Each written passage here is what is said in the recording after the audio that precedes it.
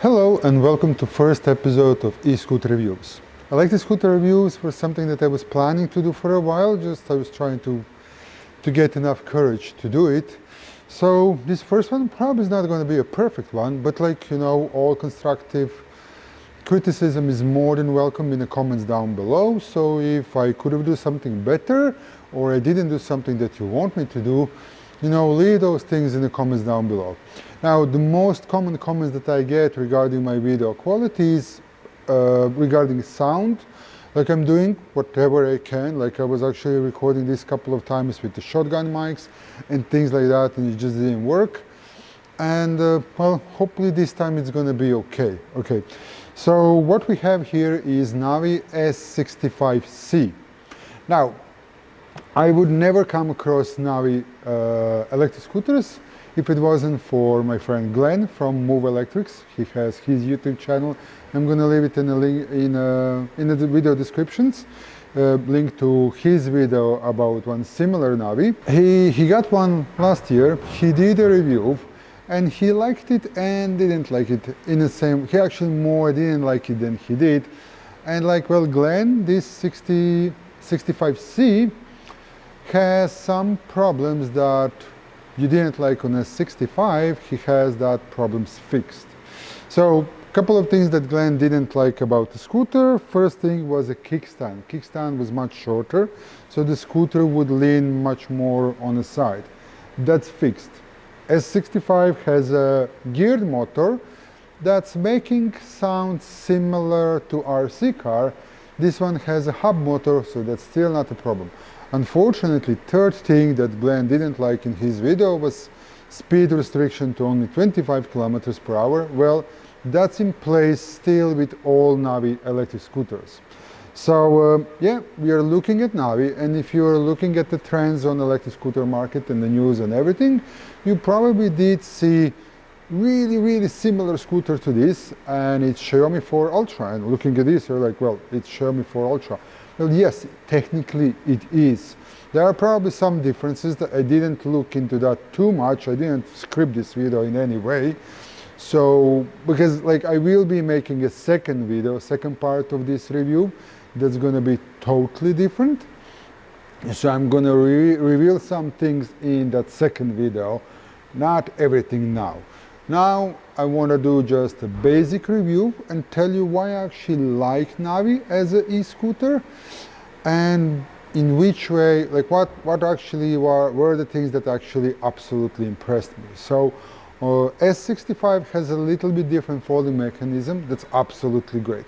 But let's go from top to bottom. Okay, so first of all, the power button is on the throttle and it has a full rubber cover. Because on Xiaomi scooters, this button is the most common place where water actually gets inside and you get the water damage on your dashboard. That doesn't happen on Navee. It has a wider handlebars, okay? It has now brake, lever, bell and the folding hook all in one. Okay, I like the part that it's compact.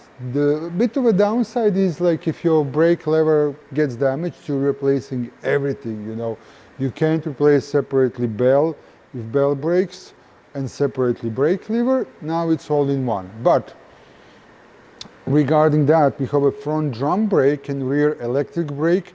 And we saw that for the first time on 9bot Max or 9bot Max G30. And it works absolutely brilliant.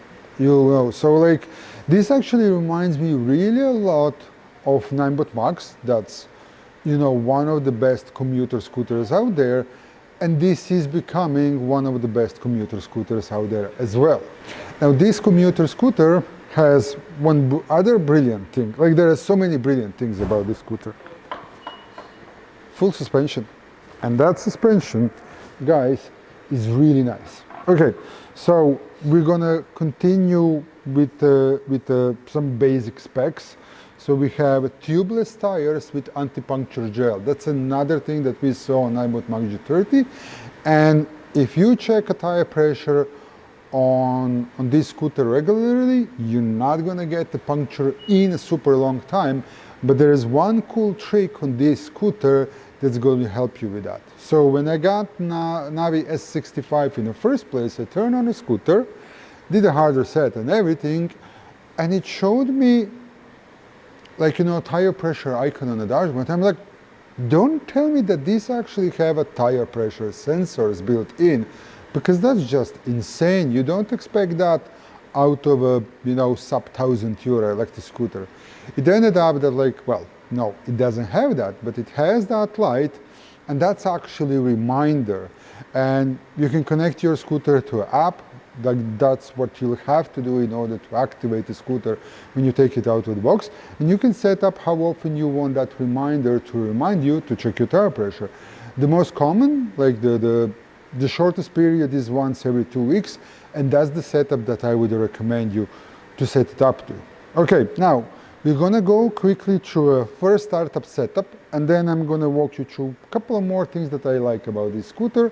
And there we're gonna wrap a video with me announcing what you can expect in my second review of this scooter, and there's probably gonna be a third review as well, because everything that I want to tell you about this scooter can fit in just one video, okay? So when you get the scooter out of the box, and I didn't want to do unboxing because, like, technically box is important for, really short period, just for transport and until you take it out of the box. Once you take it out of the box, you throw a box, you don't care about the box. The thing that matters is the scooter. Box, not at all. Okay, so scooter usually comes something like Xiaomi. So, the only thing you need to do, you need to, squeeze this cable in here, put this in place, and tighten the screws, okay? So I'm going to show you way how I would do it, and that's, at least my opinion, the best possible way of doing it. Okay, so I'm going to be putting screws in a zigzag pattern. Screws are actually same like on Xiaomi. The very top, well, the very bottom of the screw doesn't have any threads, so you can nicely align it, okay? You get a Allen key with it, Allen, hex, whatever, but I put it somewhere, I can't find it, so I'm going to use mine.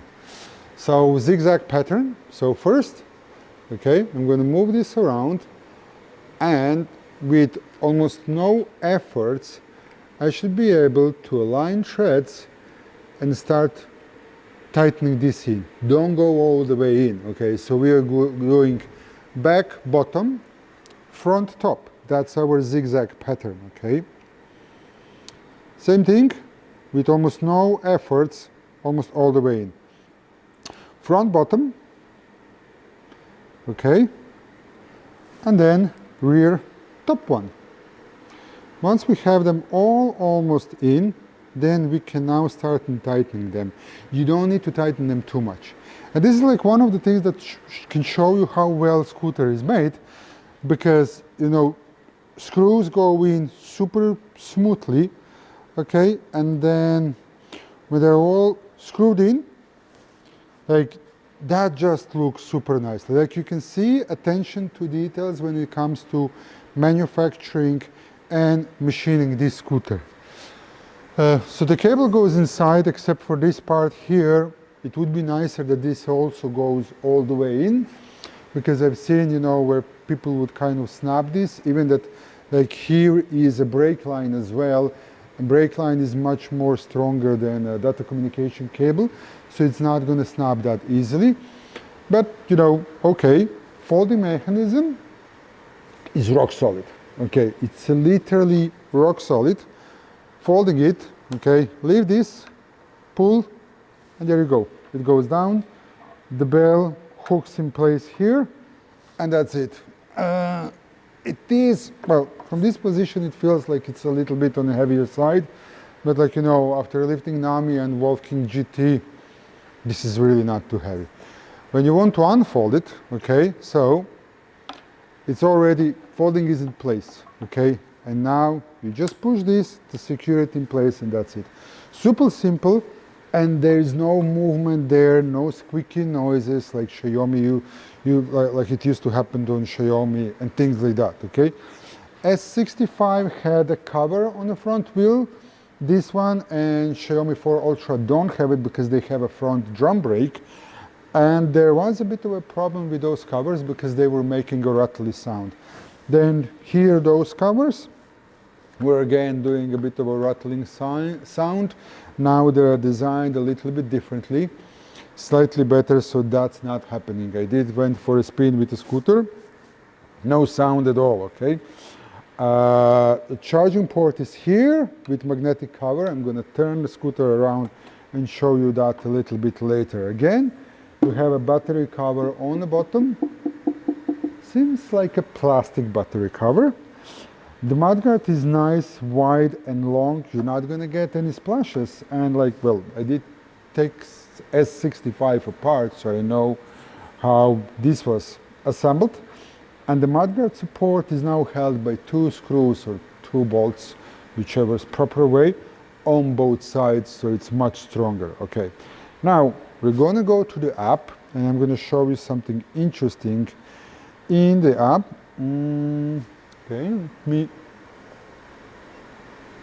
Okay, scooter's turned on.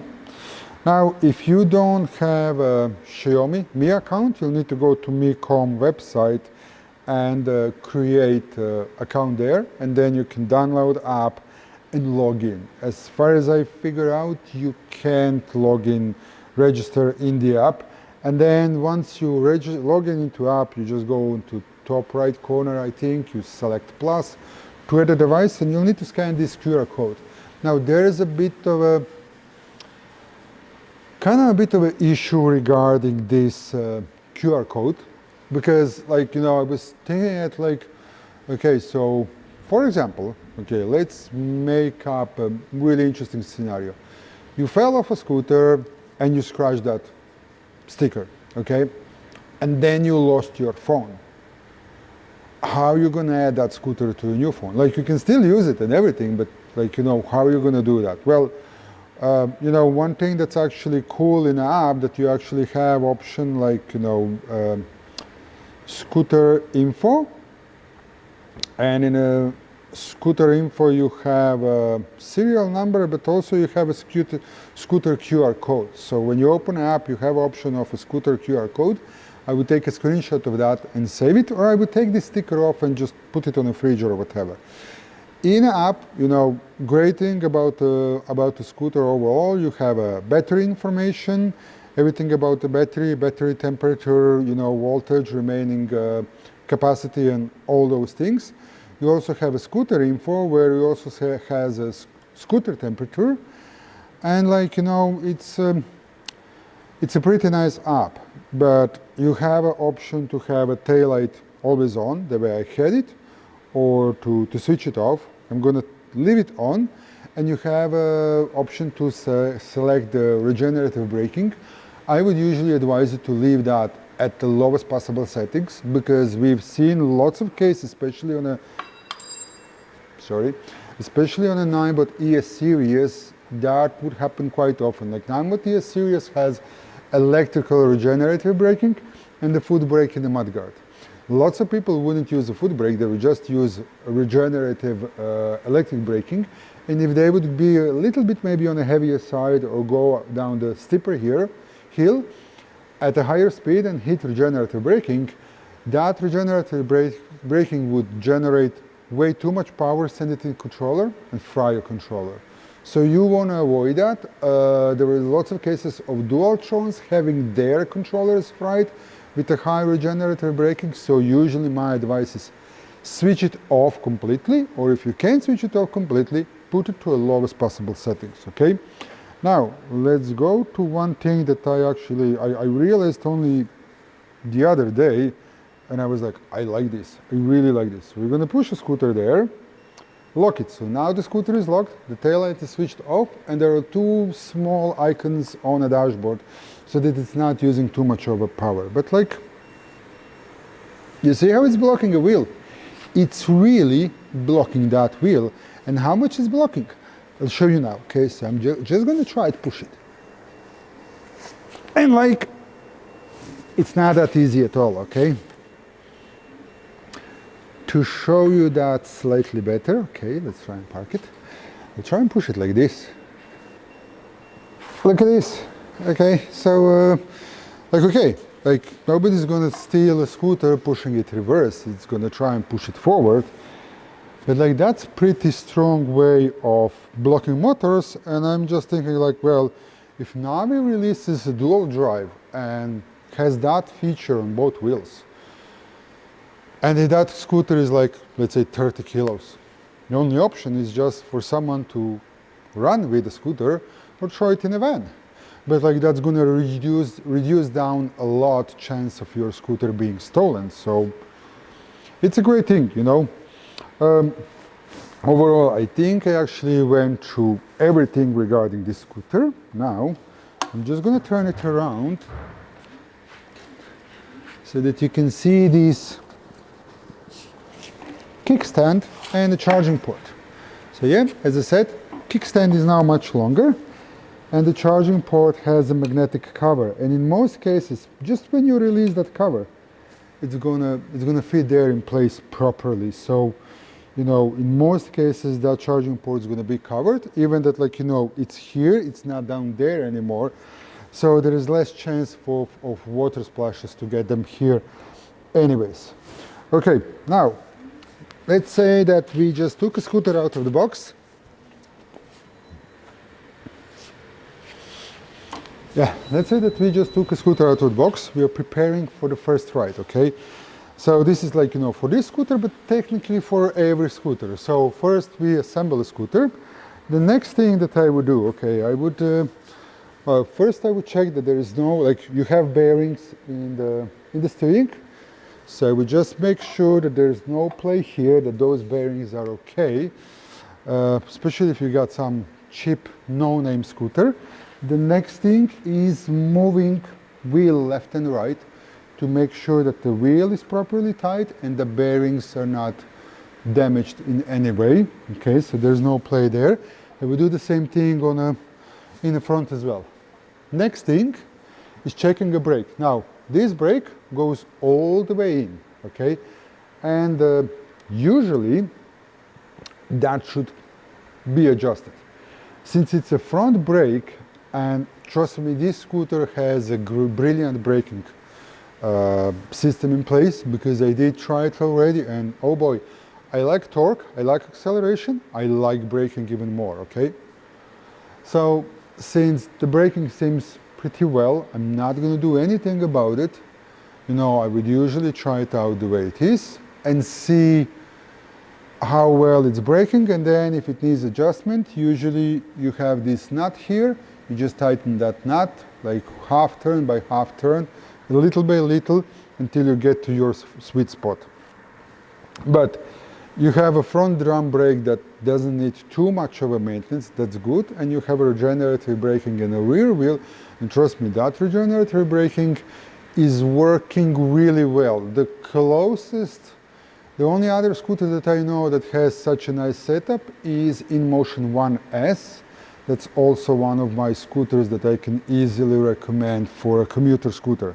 Okay, when we checked all that, the last part that we have to check is going to be our tires. And I'll explain you why. While I'm taking over valve caps, try and guess what's the pressure in those tires. They're supposed to be, I think, 50 psi. If I'm wrong, I'm going to write here somewhere what's the actually recommended psi when I check it on the tire, but I think those tires, as far as I remember, they are 50 psi. Now, why you need to check a tire pressure? Well, this scooter was manufactured. After it was manufactured, it was sitting in a warehouse, boxed, ready to be shipped out for a while, okay? Then it was in a shipping container for a month or two, depending where it was traveling, and then it was sitting there in some warehouse before it ended up on the shop floor and being sold to you. So, you know, even that you bought a new scooter, it's probably a couple of months old. Okay, at least 2, 3, 4, 5 months, or even more. So, did you try and guess the pressure? Okay, I'll surprise you. It's 49, because I did inflate tires earlier.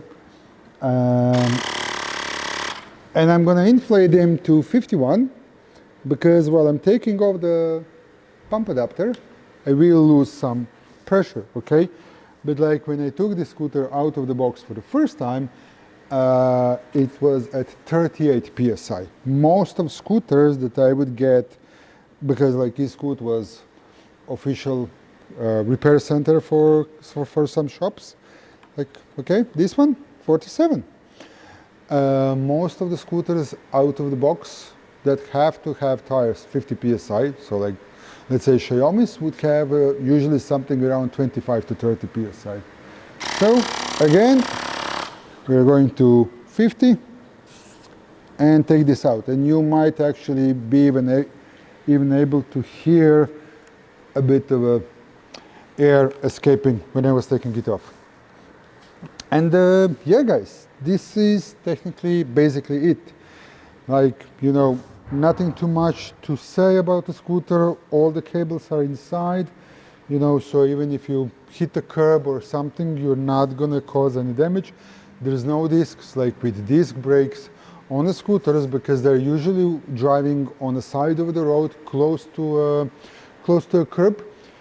Quite often people would hit the curb and bend the disc. So there was quite lots of problems with those brakes. So everything I see here, I actually really like, except for a thing that I can't unlock max speed. Like, okay, it's a scooter with restricted to 25 kilometers per hour in most of European countries, and in US 20 miles per hour or 32 kilometers per hour. Technically, it should be able to go easily up to 35 kilometers per hour, and I would really like to be able to unlock that speed. But there's one other thing that I'm super excited about, and I want to actually double check it in the next video. So 15 amp hour battery, that's double the size of standard Xiaomi and roughly 20-25% bigger than Xiaomi Pro, because Navee S65 comes with 12 amp hour battery, same as Xiaomi Pro. This is 15 amp hours, where standard Xiaomi comes with a 7.8 amp hours. So 15 amp hours is almost the double. So what I actually want to do in my next video, open this scooter, okay, and check the quality of the parts that are used inside, you know, to have a look at the controller. Does it look like it's, you know, nicely sealed or whatever? The battery on S65 is in aluminum housing, in aluminum case. I want to see, is this in aluminum case, or it's maybe in covered with a heat shrink. And like, I'm not going to say that, like, you know, batteries that are not in aluminum case, that are in only covered with a heat shrink wrap, that there is anything wrong with that, because Xiaomi on their Essential and One S, they proved that, like, you know, that's perfectly fine.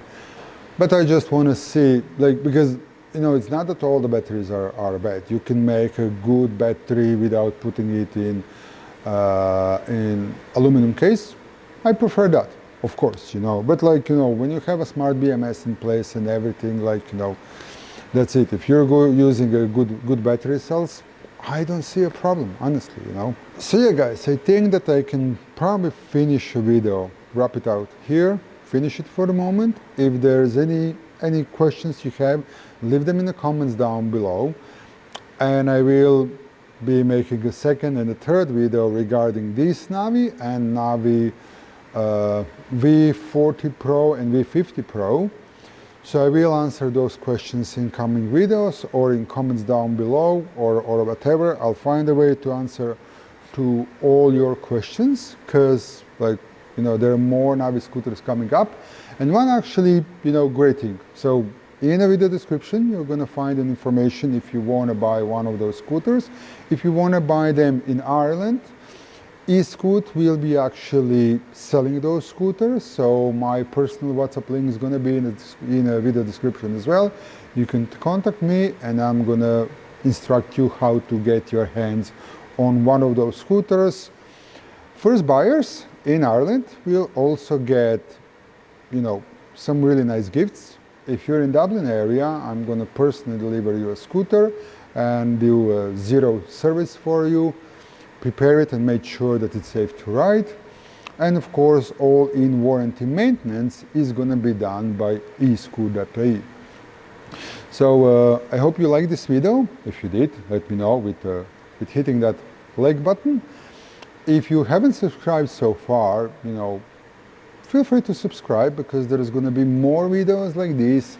I'm bringing so many different types of videos. I'm going to be revealing so many bad scooters with you, and I'm going to be showing to you scooters that I personally really like and I personally can recommend. And to me, quality is top priority. So as long as I'm not sure that scooter is quality made, I'm not going to be recommending it.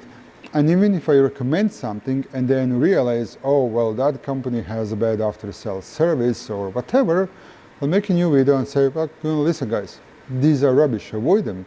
Same vice versa. If someone's making bad scooters, I'm waiting for a day when I can make a video and say, guys, Kugo finally started making good videos. I finally started making good videos, and Kugo finally started making good scooters, but I still can't say that, because like only last week we had 5 Kugo G2 Pros with electrical issue, and it's only new scooter that has just been released on the market. How can I recommend that? Like, no, I have a morale, I can't do it, So yeah, more of those scooters coming up. If you want to see more videos like that, make sure to subscribe and turn on the bell notification.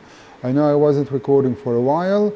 I'm a bit busy, don't have too much time, but I'm going to do my best to try and record more and more videos more often. And yeah, if you want to buy me a coffee, there's going to be a QR code here somewhere to show you, a link also in the video description. Until next time, guys, please stay safe on the road. I heard about lots of accidents, and please respect other road users. Road is there for us to share it with others, okay? And yeah, for inflating a tire, don't forget to get a Xiaomi pump, link in the description. Bye bye.